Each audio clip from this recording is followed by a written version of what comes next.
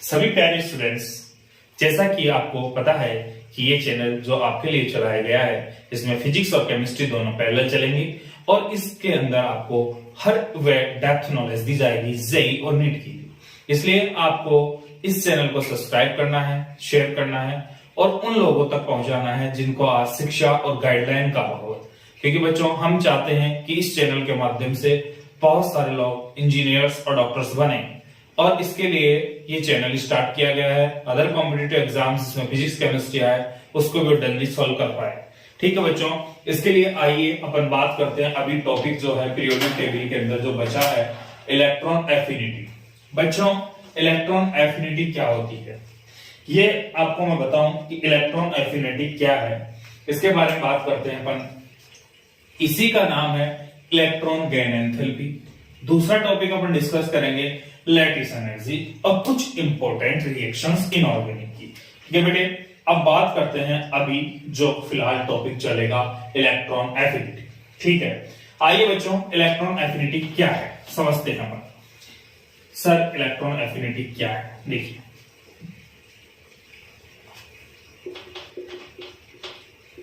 Electron affinity होती है कि it is the energy release, कि जब एनर्जी रिलीज हो व्हेन जब आइसोलेटेड सिस्टम किसी गैसीय विलगित निकाय से एक परमाणु को निकालने के लिए एक परमाणु से इलेक्ट्रॉन को जोड़ने के लिए, नॉट निकालना अगर आएगा तो वो आपकी क्या होगी बच्चे? आईपी होगी। वो क्या होगी? आईपी, जो अपन ने कल पढ़ ली है, आयनन एंथैल्पी। आज बात करेंगे इलेक्ट्रॉन एफिनिटी या इलेक्ट्रॉन गेन एंथैल्पी, यानी it is the energy release when isolated गैसीय एटम एक्सेप्ट इलेक्ट्रॉन को ग्रहण करने के लिए किसी गैस से विलगित परमाणु से जो एनर्जी रिलीज होगी उसे क्या कहोगे? उसे कहेंगे अपन इलेक्ट्रॉन लब्धि एंथैल्पी या इलेक्ट्रॉन गेन एंथैल्पी। ठीक है बेटे, दोनों नाम इसी के हैं। अच्छा, ये नोट लिख रखा है, इसे लिखिए HSP नोट। क्या है Hariom Sharma note? More the energy release more will be affinity. जितनी ज्यादा एनर्जी निकलेगी उतनी ज्यादा एफिनिटी होगी। ये बहुत इंपॉर्टेंट कॉन्सेप्ट है, इसको ध्यान रखे। ये डेफिनेशन है। अच्छा बट डेफिनेशन से अपन ने कल भी एक क्वेश्चन देखा था, आज भी देखेंगे, जरूरी देखेंगे। क्या है सर क्वेश्चन? आओ, डेफिनेशन से क्वेश्चन बन जाएगा।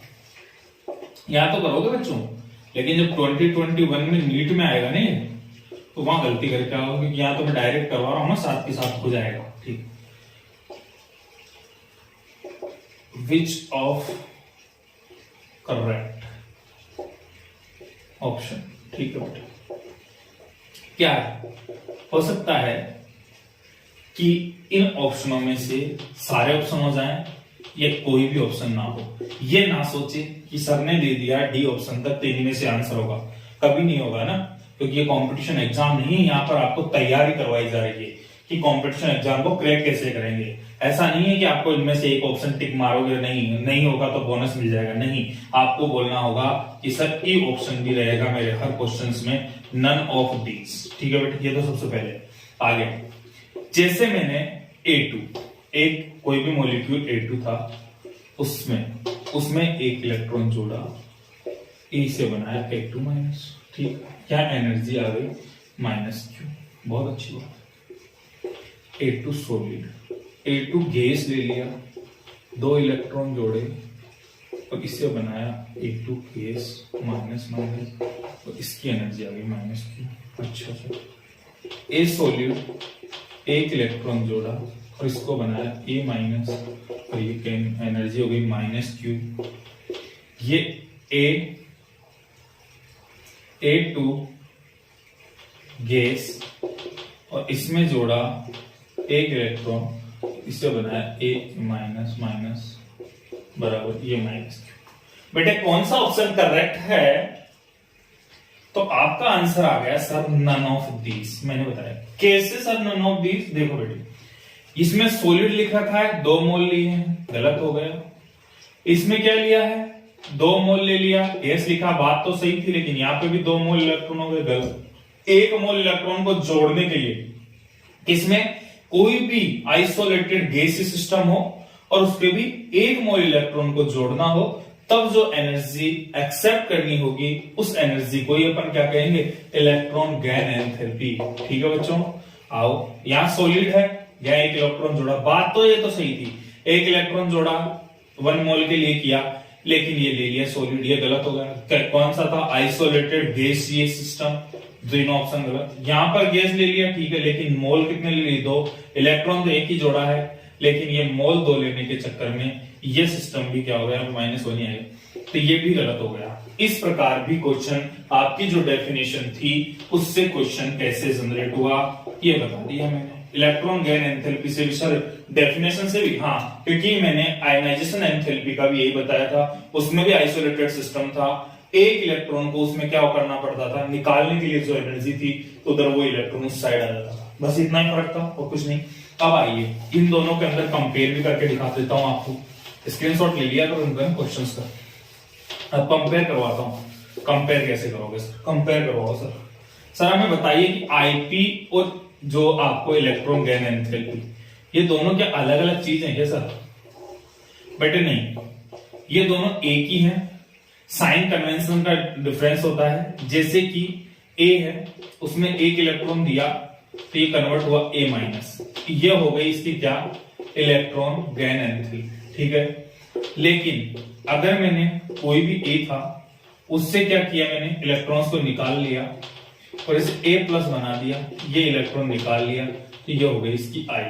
ठीक है बेटे, तो इसका मतलब फर्क क्या होगा सर, ये जो रिएक्शन थी वो रिएक्शन इधर हो गई, यानी इधर मानो इसकी एनर्जी Q थी तो सर इसकी एनर्जी -Q हो गई। क्यों हुई सर? क्योंकि इनका डेल्टा H में केवल साइन कन्वेंशन का फर्क होगा। किसका होगा? Sign convention. साइन कन्वेंशन का चेंज आएगा, क्योंकि रिएक्शन का क्या होगा, जब आप आयनिक पढ़ोगे तब समझ में आएगा कि रिएक्शन का जो रिएक्टेंट है इसका, वो इसका प्रोडक्ट है, और इसका जो प्रोडक्ट है वो इसका रिएक्टेंट है, बस फर्क यही रहता है। तो यानी ये उल्टा लिखा जाता है इसमें, इसलिए इसका साइन कन्वेंशन चेंज हो जाते हैं। एक चीज तो आईपी और ईए में क्या डिफरेंस है, साइन का। अगर ये +Q है तो ये -Q होगा। ठीक है, कोई दिक्कत नहीं है। ये 200 किलो जूल है पॉजिटिव, तो ये -200 किलो जूल।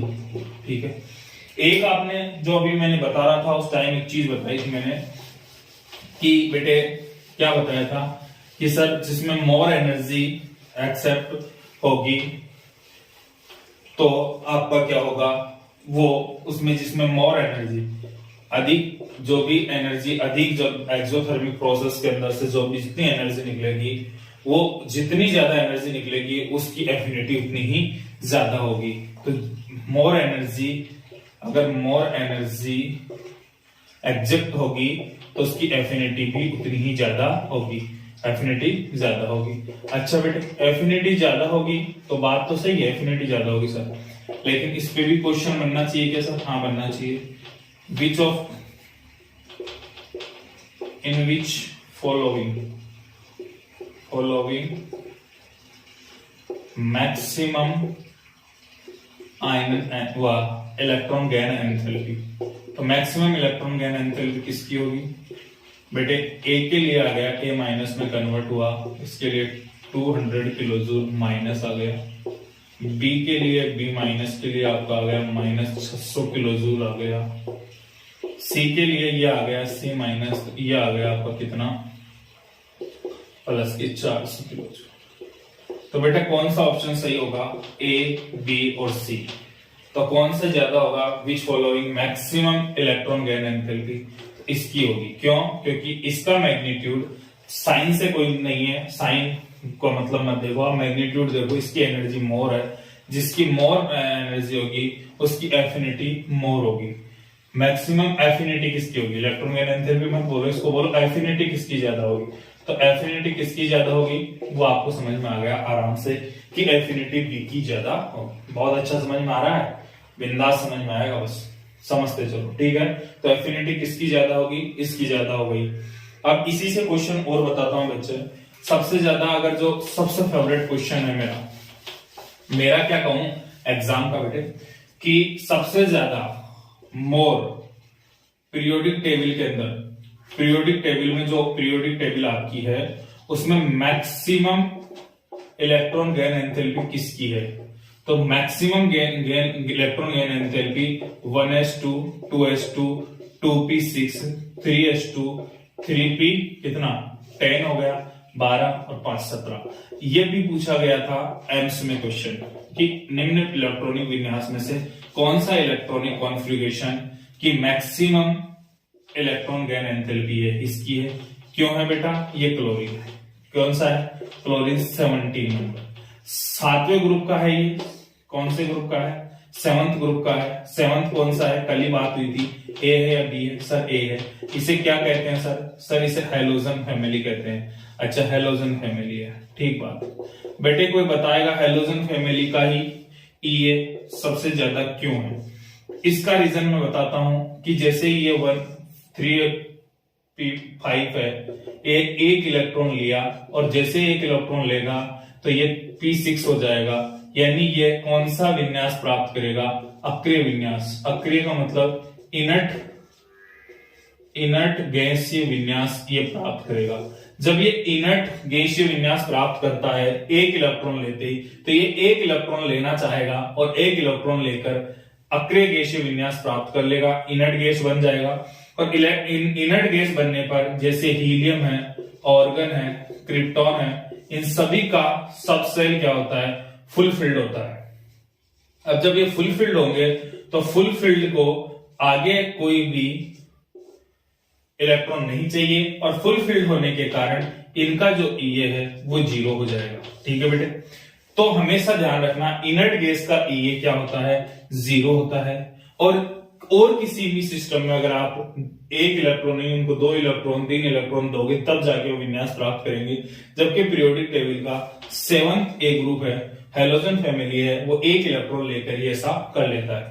अच्छा सर, ये तो समझ में आ गया, आपने कह दिया क्लोरीन की मैक्सिमम है। कौन सा बताया आपने? क्लोरीन। लगा लो बच्चे स्टार 2021 के लिए जेईओ नीट। अच्छा, लेकिन सर आपने क्लोरीन को क्यों बताया? फ्लोरीन को कहते ना।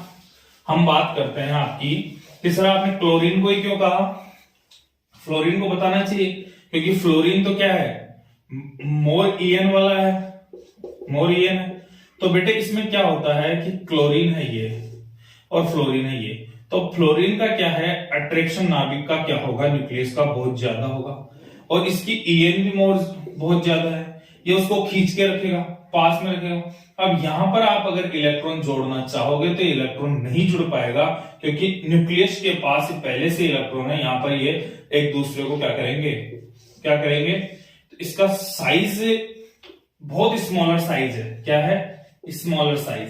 अब स्मॉलर साइज होने के कारण ये आने वाला इलेक्ट्रॉन यहां नहीं आ पाता है, इसके कारण इसकी ईए इसकी तुलना में कम हो जाती है, इसकी ईए ज्यादा हो जाती है और फ्लोरीन की कम, क्योंकि इसका साइज क्या है? बड़ा है और साइज बड़ा होने के कारण इलेक्ट्रॉन आसानी से इसमें आ जाता है, इसलिए इसकी ईए ज्यादा होगी। अच्छा बेटे, चलो सर ये तो हमारे क्लियर हो गया। और ये ब्लैक स्विफ्ट एलिमेंट भी है, इसकी मोर ईएन होती है बट इसका इलेक्ट्रॉन गेन एंथैल्पी कम होता है। ड्यू टू रीजन, उसका कारण क्या है? क्योंकि इसका साइज स्मॉलर होता है, इलेक्ट्रॉन्स इसके जैसे यहां पर आना चाहेगा लेकिन न्यूक्लियस उसको नहीं आने देगा तो ये जुड़ नहीं पाएगा। जबकि क्लोरीन में दूरी बढ़ने के कारण न्यूक्लियस में आसानी से न्यूक्लियस की दूरी हो जाती है तो इलेक्ट्रॉन आसानी से इसमें आ सकता है। इसकी इलेक्ट्रॉन गेन एंथैल्पी सबसे ज्यादा होगी। ये तो कंफर्म पहले ही पता हो गया कि हैलोजन फैमिली की क्यों होगी। दूसरा रीजन आपके सामने समझ में आया कि इसमें भी इसकी क्यों होगी, वो भी क्लियर हो गया। अब आओ आप बढ़िया क्वेश्चन की तरफ आओ। अब अपन बात करेंगे ऑक्सीजन फैमिली। अच्छा सर, ऑक्सीजन फैमिली को तो 2 इलेक्ट्रॉन देंगे? हाँ बिल्कुल देंगे बेटे। ऑक्सीजन है, ऑक्सीजन ओल्ड स्टाइल से टीपो। ठीक है बेटा, बहुत अच्छा, इसका तो कोई मतलब नहीं है। इनकी बात करेंगे, मजा आ जाएगा। सर इसमें 2 इलेक्ट्रॉन देंगे? हाँ बेटे देंगे। इसको 2 इलेक्ट्रॉन देंगे तो इसका भी अक्रिय विन्यास हो जाएगा और इसको 2 इलेक्ट्रॉन देंगे। लेकिन ये एक्सेप्शन, और मैंने कहा केमिस्ट्री में एक्सेप्शन ही है और केमिस्ट्री चलती है एक्सेप्शन से। मोर है, मोर, ये रट लो, इसकी मोर ईए है, इस पीरियड के अंदर इसकी मोर ई है, इस ग्रुप में हेलोजन ग्रुप के अंदर ऑक्सीजन फैमिली में इसकी मोर ई होगी और ऑक्सीजन की इसके बाद ही कम नहीं होगी, सबसे कम होगी ऑक्सीजन की। तो ये आपको क्लियर ध्यान रखना है, सबसे ज्यादा इसकी, फिर इसकी, और ऑक्सीजन को यहां ले जाना है, यहां से हटा के। ठीक है बेटे, तो मिनिमम होगी ऑक्सीजन की, ये रट लो बेटे। ग्राफ भी एनसीईआरटी में बना रखे हैं कि पहले किसकी होगी, इसकी मिनिमम हो जाएगी, और मिनिमम किसकी होगी, ऑक्सीजन की। ऐसे देखो, ऐसे चलेगा, कोई दिक्कत नहीं। तो ऐसा कंसेप्ट आपको सारे क्लियर होने चाहिए। ऑक्सीजन की मिनिमम कर लेना। ठीक है बेटे, रट लीजिए, याद हो गया और समझ में भी आ गया ना।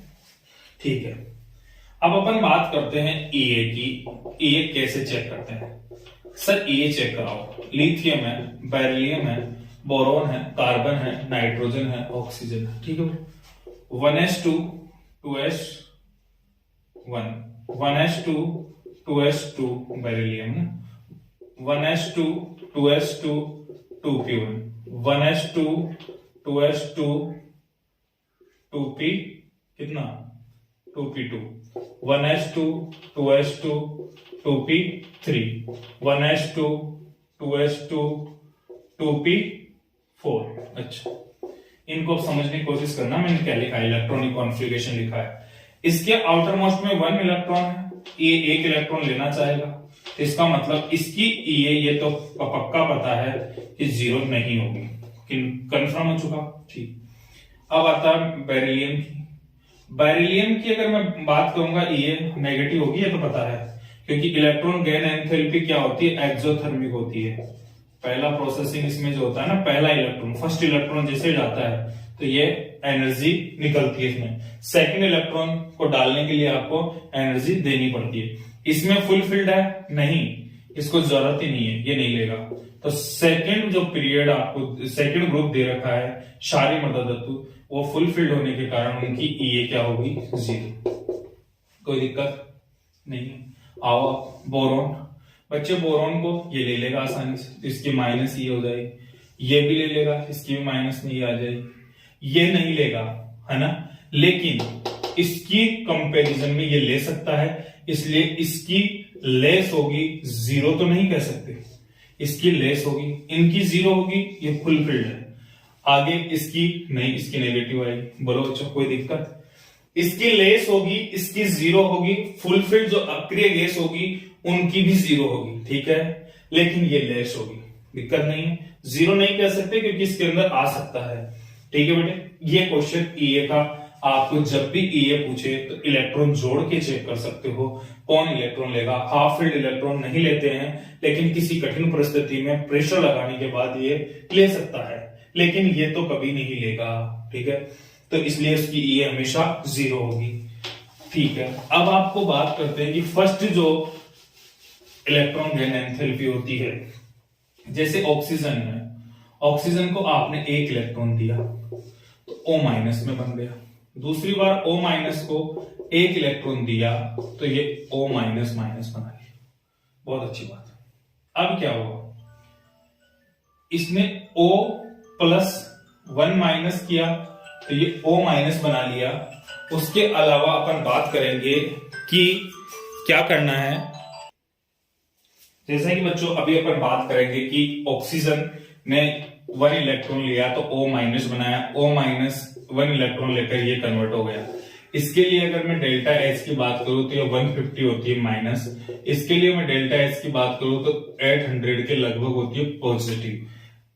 800 क्या फिक्स लिखो तो ये होती है लगभग 760 किलोजूल होती है, ये भी किलोजूल होती है। अच्छा बेटे, जब ये कैंसिल आउट हो गया, O से क्या बन रहा है, O- तो आप कहोगे 2 इलेक्ट्रॉन लिया इसने, तो क्या ये स्टेबल है? नहीं, क्योंकि ये स्टेबल नहीं है, क्योंकि इसमें से ये जो एनर्जी आएगी वो पॉजिटिव आएगी, और जब एनर्जी पॉजिटिव आती है तो वो सिस्टम स्टेबल नहीं होता है। इसका मतलब ये स्टेबल नहीं होगा, ये इक्वेशन यहां से स्टेबल नहीं हो सकती है। तो O से O- बनना स्टेबल नहीं है। इसका जब पहला बार जब 1 इलेक्ट्रॉन जोड़ते हैं तो इसमें इलेक्ट्रॉन जोड़ने पर एनर्जी निकलती है, इसे कहेंगे एक्सोथर्मिक।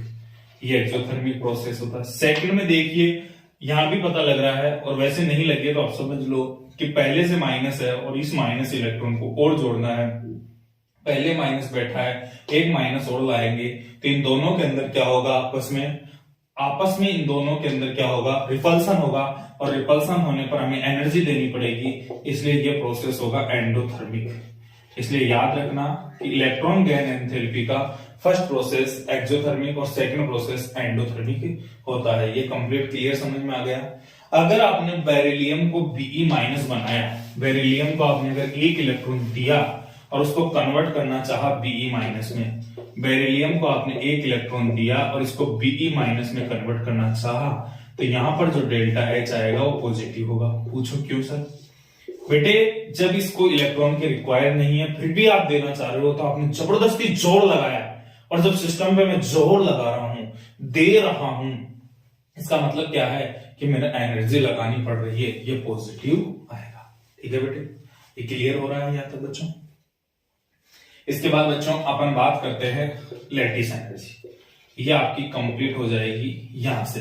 लैटिस एनर्जी में क्या होता है, वैसे तो NaCl कैसे फॉर्मेशन हो रहा है, इसका पूरा सिस्टम होता है, बॉन्ड हाइपर साइकिल होता है कि Na सॉलिड था, ये Cl2 था, ये NaCl बना, ये कैसे बना, इसको आपने वो किया IP1 ले गए, IP2 में कन्वर्ट किया, इसको डिसोसिएशन करवाया D/2 से। इन चीजों को आप बॉन्ड हाइपर सर्कल इनको बाद में पढ़ना, और ये थ्योरेटिकल चीजें पढ़ सकते हो खुद, इनको नहीं पढ़ा रहा मैं। लैटिस एनर्जी के क्वेश्चंस बता रहा हूं डायरेक्ट कैसे आते हैं। लैटिस एनर्जी पहली बात तो होती क्या है, लैटिस एनर्जी क्या होती है, कोई भी लैटिस बनता है, जैसे आप सॉलिड स्टेट में पढ़ोगे कि लैटिस कोई भी जालक बनता है, तो लैटिस जब बनता है तो बनता किसमें, लैटिस बनता आयनिक कंपाउंड में, आयनिक कंपाउंडों में बनते हैं। ठीक है, जैसे NaCl है, इसमें लैटिस बनता है। ठीक है, लैटिस बनता है। अब आप बात करेंगे जैसे मैक्सिमम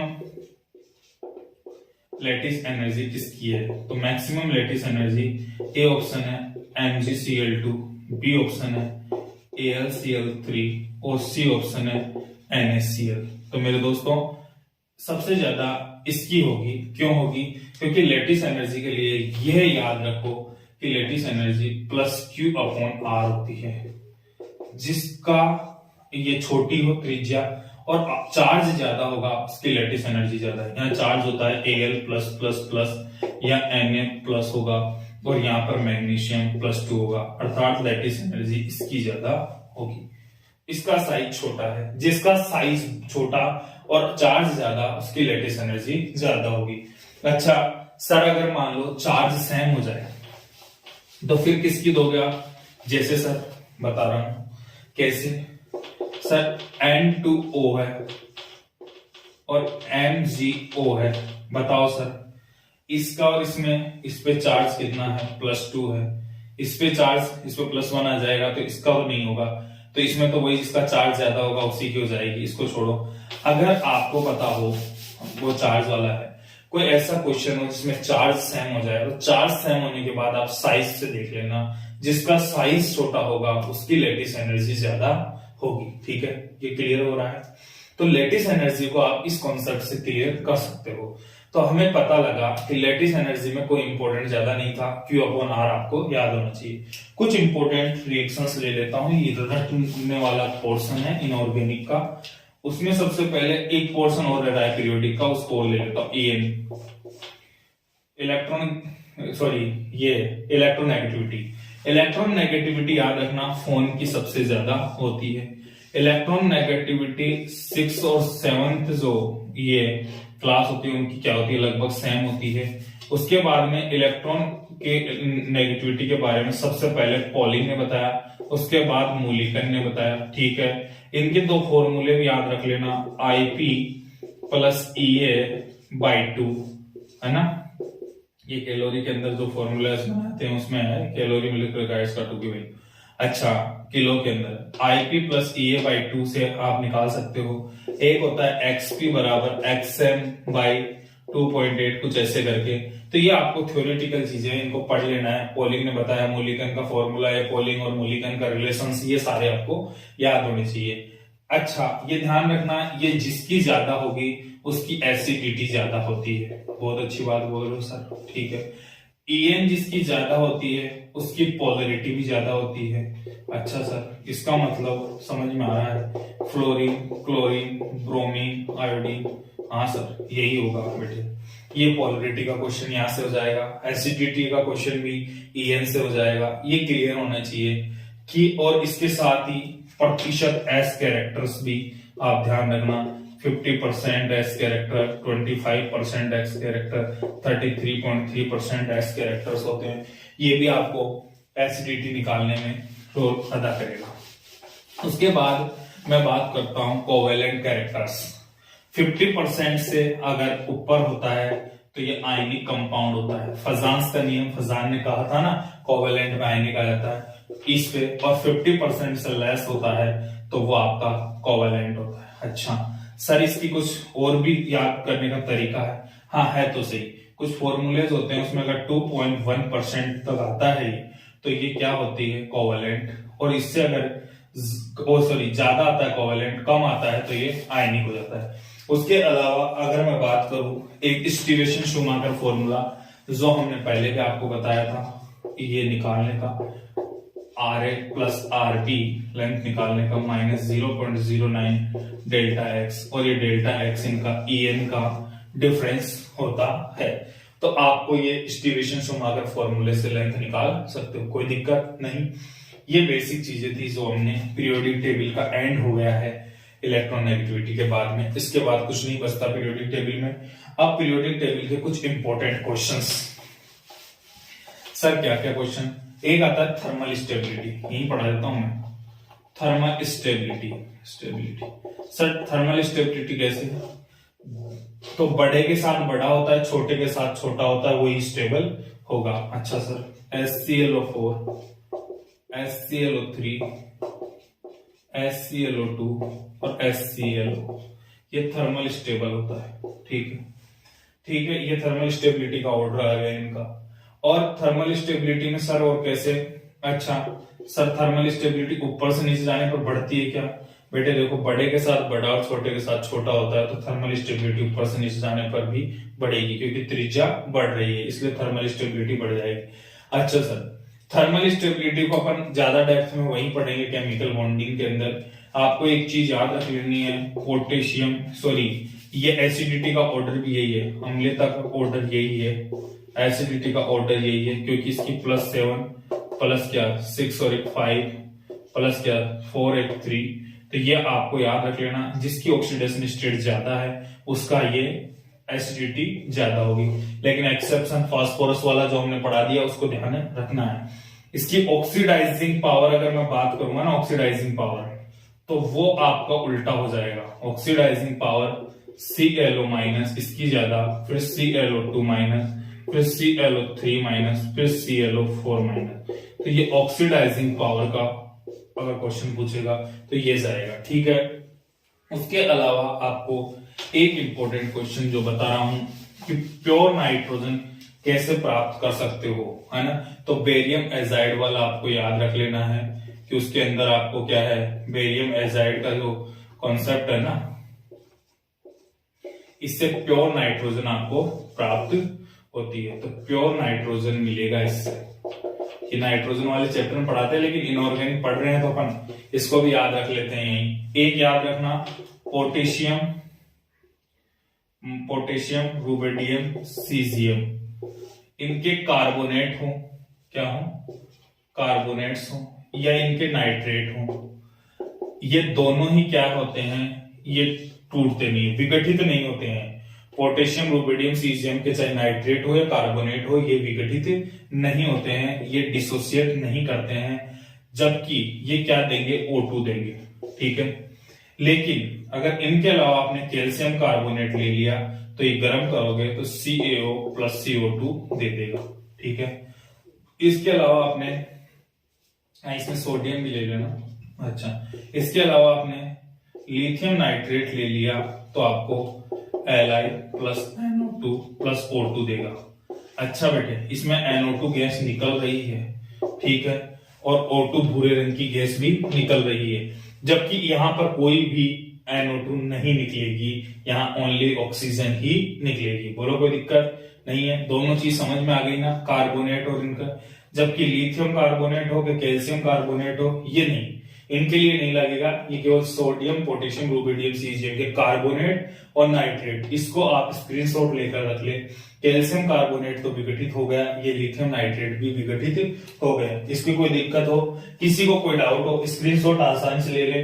किसी को कोई डाउट हो तो बोले कि कोई दिक्कत आ रही है, तो सर मेरे समझ में कैसे आएगा, कोई भी प्रॉब्लम हो तो बोलो। अच्छा, आपको ये ध्यान रखना हमेशा कि अपनी दुनिया का एक सल्फेट है जो FeSO4, ये ध्यान रखना, ये SO3 प्लस SO2 देता है। केवल पूरी दुनिया में यही है जो FeSO4 है, वो ही क्या FeSO4 ही SO2 और SO3 देता है, ठीक है। जबकि और कोई भी ये नहीं देता है, वो हमेशा SO2 और O2 देंगे। कोई से भी सल्फेट होंगे वो क्या देंगे, या तो SO2 देंगे या फिर SO2 और O2 देंगे। लेकिन दुनिया का ये ऐसा है सल्फेट जो SO3 भी देता है और SO2 भी देता है। किसी को डाउट नहीं है? अच्छा, अपन ने ये सारी चीजें डिस्कस कर ली है, यहां तक किसी को कोई डाउट नहीं। अब आगे वाला जो टॉपिक होगा वो अपन डिसाइड करेंगे कि फिजिक्स में लेना है, केमिस्ट्री में, वो ले लेंगे। अब आपको मैं थोड़ी सी स्ट्रेटजी बताता हूँ एग्जाम की। बच्चों, एग्जाम की स्ट्रेटजी ये है कि रेगुलर आपको मेहनत करनी है, कंसिस्टेंसी के साथ मेहनत करनी है, लगातार लगे रहना है। क्योंकि अपन जैसे ही दिन प्रतिदिन मेहनत करेंगे, एमसीक्यू सॉल्व करेंगे, जहां दिक्कत आ रही है ज्यादा से ज्यादा एमसीक्यू करो। जितने ज्यादा एमसीक्यू सॉल्व करोगे तो आपके हर तरह के डाउट क्लियर हो जाएंगे, किसी प्रकार का कोई डाउट आपको नहीं रहेगा। ज्यादा से ज्यादा एमसीक्यू सॉल्व करने की कोशिश करें, है ना, जितना हो सके उतना एमसीक्यू सॉल्व करें। और पर डे के हिसाब से आप ध्यान रखें कि पर डे सर हमें लगभग 100 एमसीक्यू केमिस्ट्री में सॉल्व करने हैं, 100 एमसीक्यू फिजिक्स में सॉल्व करने हैं और लगभग 150 के अराउंड एमसीक्यू बायो में सॉल्व करने हैं। जितना टाइम पीरियड आप पढ़ते हो, रीडिंग करते हो, उतना ही टाइम पीरियड का हाफ टाइम पीरियड आपको एमसीक्यू सॉल्व करने हैं। क्योंकि कंपटीशन एग्जाम में आपको टाइम को भी मैनेज करके चलना है, तो टाइम टेबल लगा के और आप एमसीक्यू सॉल्व करें। एमसीक्यू जितने ज्यादा सॉल्व करोगे सारे कॉन्सेप्ट्स आपके क्लियर हो जाएंगे, कोई डाउट नहीं रहेगा। मस्त रहिए, बिंदास रहिए, मुस्कुराते रहिए और हमेशा मुस्कुराकर ही पढ़ने की कोशिश करिए। क्योंकि जिंदगी जो मिली है उसको ऐसा जियो कि आपको आनंद आए, और लाइफ में हर अचीवमेंट के लिए अपने को हैप्पीनेस, चीयरफुलनेस, कंसिस्टेंसी चाहिए। दोस्तों, हैप्पी रहो, मस्त रहो, मुस्कुराते रहो और पढ़ते रहो, ठीक है। Thank you. किसी को कोई भी डाउट हो तो कमेंट में डालें, और जिसको भी थोड़ा भी अगर अपने कॉन्सेप्ट्स में मिसमैच हो रहा है तो बोले कि सर हमें वो प्रॉब्लम हो रही है, या आपको थोड़ी वॉइस क्लियर नहीं है, या फिर बोर्ड पे कुछ क्लियर दिखाई नहीं दे रहा है, तो आप बिंदास बोले, कोई प्रॉब्लम नहीं है। थैंक यू बच्चों। मुस्कुराओगे, मुस्कुराओ एक बार, सभी मुस्कुराओगे। Thank you.